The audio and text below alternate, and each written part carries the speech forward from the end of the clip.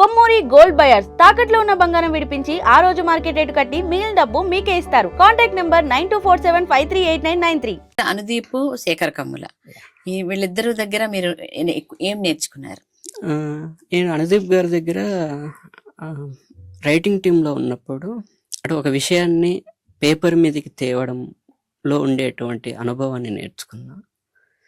Paper మీద ఉన్నదాన్ని విజువల్గా అంటే వెండితెర మీదకి తీసుకురావడానికి ఉండే అనుభవాన్ని శేఖర్ గారి దగ్గర నేర్చుకున్నా. ఇక్కడ హాస్యము అంటే జీవితంలో ఒక హాస్యం ఉంటుంది అనేది ఇక్కడ నేర్చుకున్నా. జీవితాన్ని ఒక మానవీయంగా, ఒక సున్నితత్వంతో, ఒక హృదయంగా చెప్పడం ఎలా అనేది శేఖర్ గారి దగ్గర నేర్చుకున్నా. ఇది జీవితాన్ని రాయడం కానుంచి జీవితాన్ని తెరకెక్కించడం వరకు వీళ్ళిద్దరు నాకు కూడి ఎడమగా ఉపయోగపడ్డారు.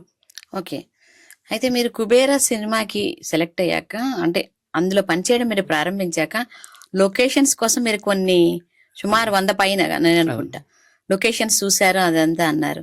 అప్పుడు మీకేం అంటే ఏంటి ఇదంతా అవసరమా, ఇన్ని తీయాలా, అట్లా ఏమన్నా అనిపించిందా మీకు? మొదట్లో అనిపించింది. నేను జాయిన్ అయినప్పుడు డైరెక్షన్ డిపార్ట్మెంట్లో ఫస్ట్ టైం నేను జాయిన్ అయింది.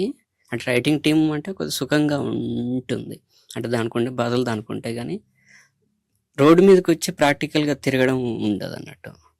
డైరెక్షన్ టీంలో ఉన్నప్పుడు నాకు అప్పచెప్పిన పని ఏంటంటే, బాంబేలో సినిమా నడుస్తుంటుంది కథ, బాంబేను పోలినటువంటి లొకేషన్స్ హైదరాబాద్లో వెతుక్కోవాలి మనము అనుకున్నప్పుడు, నేను రఫ్గా మనం ఒక ఫార్మేట్ ఉంటుంది లొకేషన్స్ డిపార్ట్మెంట్స్, ఒకరిద్దరు సాయంతో తీసుకొని వెళ్తే ఆల్రెడీ చెప్పేయచ్చు ఈ లొకేషన్లో 20 సినిమాలు ఏంటి అనేది. ఇట్లా వచ్చినప్పుడు రెండోది శేఖర్ గారు నాకు అర్థం అవ్వడం మొదలుపెట్టాక, ఎవరూ చేయని లొకేషన్స్లలో, ఎప్పుడూ చూపించిన లొకేషన్స్లలో, రెండోది ఈ కథకు ఒక కలరు, ఒక స్మెల్, ఒక ఉద్వేగం ఉంటుంది, దాన్ని పట్టుకోగలిగి మనం తిరగాలి అనేది నాకు అర్థమైంది. మామూలుగా కొన్ని రఫ్ అండ్ టఫ్గా తిరిగినాక చాలా లీస్ట్ అవుట్ చేసాం, వాటిల్లో మాకే ఫిల్టర్ అనిపించింది. అంటే కొన్నిసార్లు నేను చూపించలేకపోయేవాడిని, అంటే ఇది బెటర్ కాదు అని మనకు అనిపించినప్పుడు మనమే ఎరేజ్ చేసేసుకుని మళ్ళీ కొత్తగా తిరగడం, అది నాకు ఉపయోగపడింది. మీరు ఒక ట్రావెలర్ కూడా కదా, ఆ అనుభవం మీకు ఏమైనా ఉపయోగపడిందా ఇక్కడ? ఆ అనుభవమే నన్ను శేఖర్ గారి టీంలోకి తీసుకెళ్ళగలిగింది అనిపిస్తుంది. అంటే నేను బాగా తిరగగలుగుతా, వీడు పట్టుకోగలుగుతాడు అనే నమ్మకం వాళ్ళకు ఉంది కాబట్టి నన్ను ఎంచుకున్నారు. అది నాకు ఇక్కడ ఉపయోగపడ్డది. అంటే మనకు ఒక ఐ ఉంటుంది, అంటే విజువల్గా ఏది ఏమిటి అంటే అది మనకు అర్థమవుతుంది కాబట్టి లైఫ్ ఏ లైఫ్ని ఏ లొకేషన్ రిప్రజెంటేషన్ చేస్తుంది బ్యాక్గ్రౌండ్. రెండోది కొన్నిసార్లు ఒక లొకేషన్ కానీ ఒక బ్యాక్గ్రౌండ్ చూడగానే ఒక ఉద్విగ్నత కూడా కలుగుతుంటాయి కొన్నిసార్లు. ఒక పేద అమ్మాయి ఏడుస్తూ మామూలుగా ఉండకున్నా పర్వాలేదు, మామూలుగా ఒక అమ్మాయి ఉండి బ్యాక్గ్రౌండ్ చాలా విషాదంగా డార్క్గా అది ఉండగలిగితే ఎమ్మటే మనం కనెక్ట్ అవుతాం. బ్రైట్ పాలిష్ బండల్ బ్యాక్గ్రౌండ్ పెట్టి ఒక అమ్మాయిని బాగా ఏడిపించినా కూడా మనకి ఏమనిపించదు. అంటే ఈ ఉంటుంది కదా ఈ తేడా, అది పట్టుకోగలిగే అయి మనకు, అంటే నాకు ఈ అనుభవాల వల్ల వచ్చింది. సాహిత్యము, ట్రావెలింగ్, ఫోటోగ్రఫీ, వీటి వల్ల నాకు బెటర్ అయింది. ఓకే, ట్రావెలింగ్ అండ్ ఫోటోగ్రఫీతో ఏంటి మీ అనుబంధం ఎట్లా?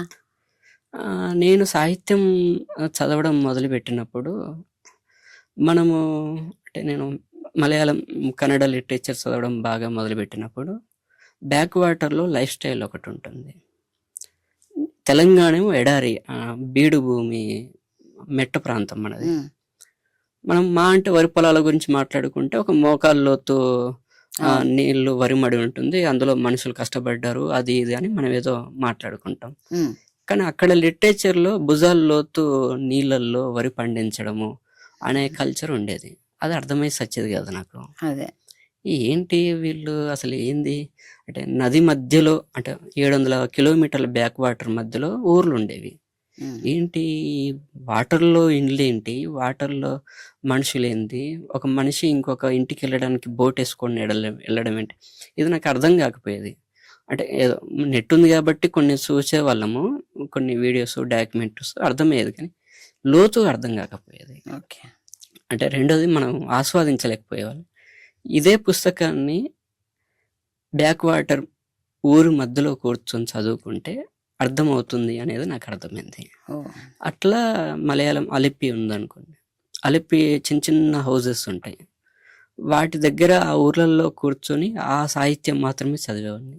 ఓహో కర్ణాటక కోస్టల్ సముద్ర తీర ప్రాంతాల్లో ఉండే విలేజెస్ ఉంటాయి. ఉమ్, జాలర్ కుటుంబాలు లేకపోతే చిన్న చిన్న వ్యవసాయ కుటుంబాలు. వాటి గురించి సాహిత్యం ఆ ఊర్లోనే ఉండి చదువుకుంటే బాగుంటుంది అనేది ఇంకా బాగా అదొక అర్థమవుతుంది. బాగుండేది. నాకు మంచిగా అనిపించింది. ఒక 2 ఊర్లు తిరిగాక అనిపించింది, మనం ఆ ఊర్లను, ఆ ఏరియాని, ఆ కల్చర్ని, ఆ సమాజాన్ని అన్నింటినీ అర్థం చేసుకోవడానికి చాలా ఉపయోగపడుతుంది అనిపించింది. అట్లా ప్రతిదీ మనం అబ్జర్వ్ చేయొచ్చు. అంటే ఒక మనిషి నడక స్పీడ్ ఉంటుంది. మామూలుగా అంటే ఒక్కొక్క వర్గం, ఒక్కొక్క కమ్యూనిటీ నడక స్టైల్ వేరే ఉంటుంది.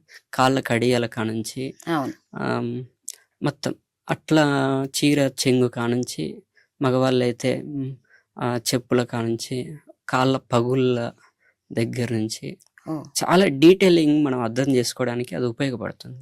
అంటే కాస్ట్యూమ్స్, అంటే మన ఇప్పుడు సినిమా విజువల్ ప్రకారం అయితే అంటే ఎలాంటి కల్చర్లో ఎలాంటి బట్టలు వేసుకుంటారు, ఏ కాలం, ఏ ఋతువులో ఎలాంటి బట్టలు వేసుకోవడానికి కంఫర్ట్గా ఉంటుంది.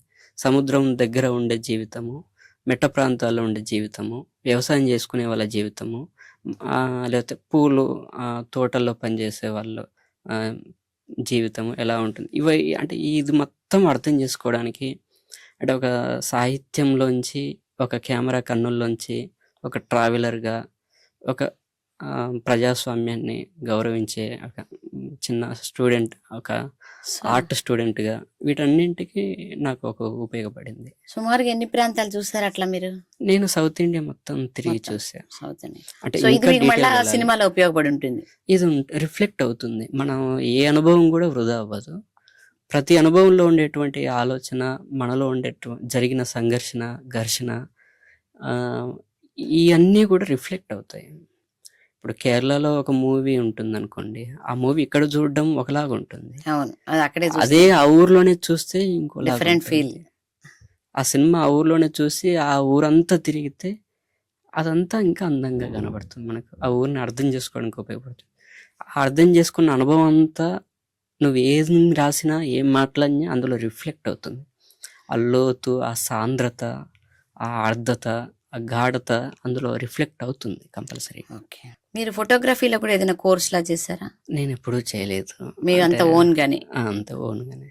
అంటే నాకు కెమెరా టెక్నికాలిటీస్ తెలియదు పెద్దగా. అంటే బేసిక్గా ఒక ఫ్రేమ్ ఐడియా ఉంటుంది నాకు. నాకంటూ ఒక ఫ్రేమ్, ఒక సిగ్నేచరు అంతే.